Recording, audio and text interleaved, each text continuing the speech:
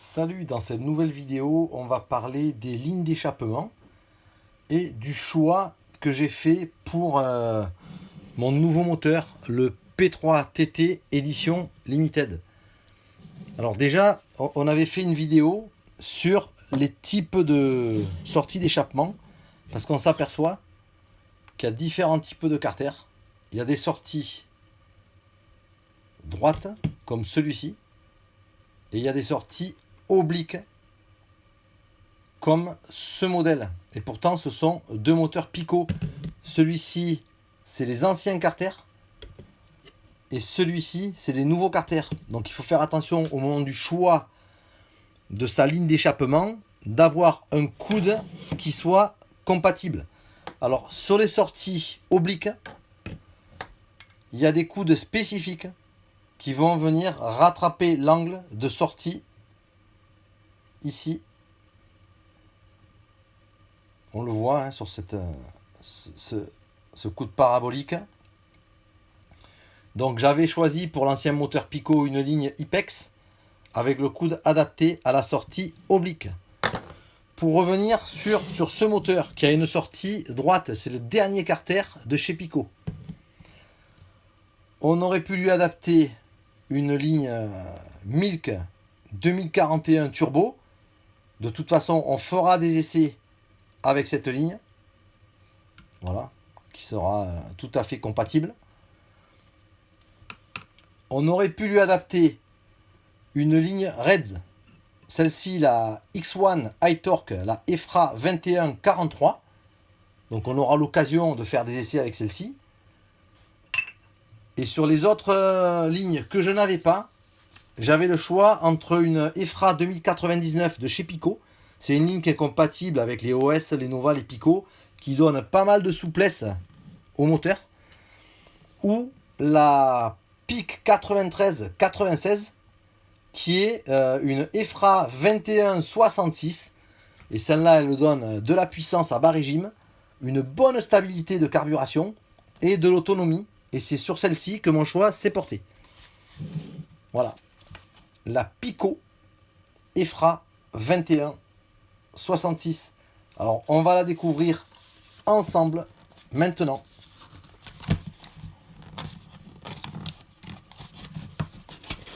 Alors, elle a un conditionnement, hein, comme le coffret du moteur. C'est un noir mat avec le logo Pico.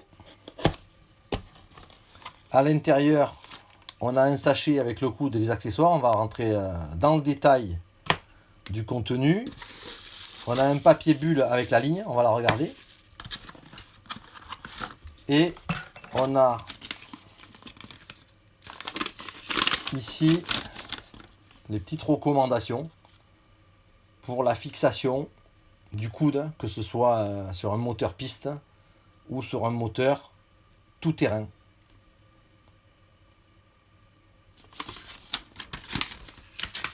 Alors, dans les petits sachets, on va l'ouvrir ensemble. Celui-ci, on va regarder le détail du contenu.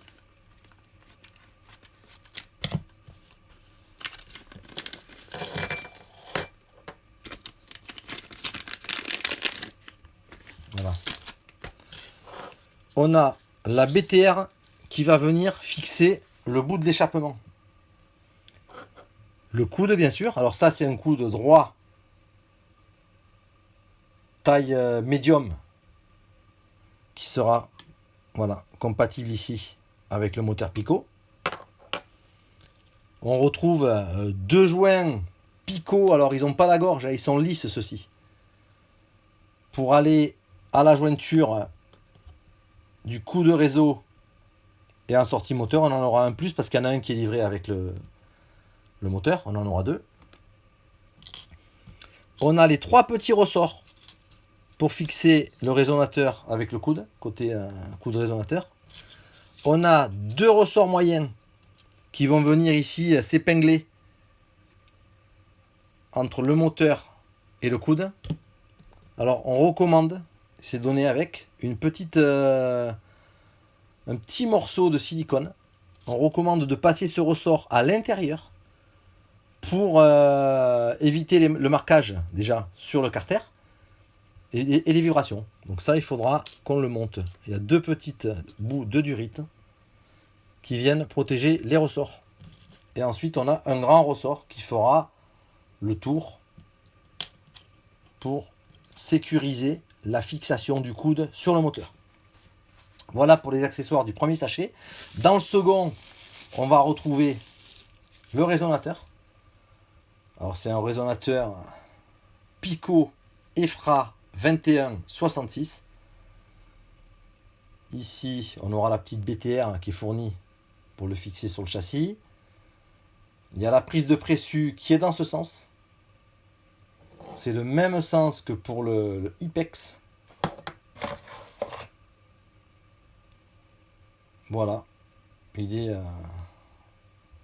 renforcé. On a un diamètre ici, mais surtout une épaisseur d'alu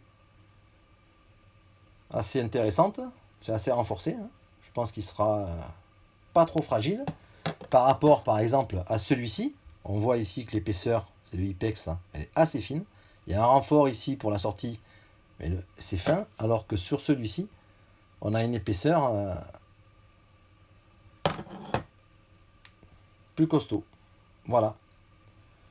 Donc on n'aura plus qu'à monter l'ensemble sur le moteur Pico et faire des essais.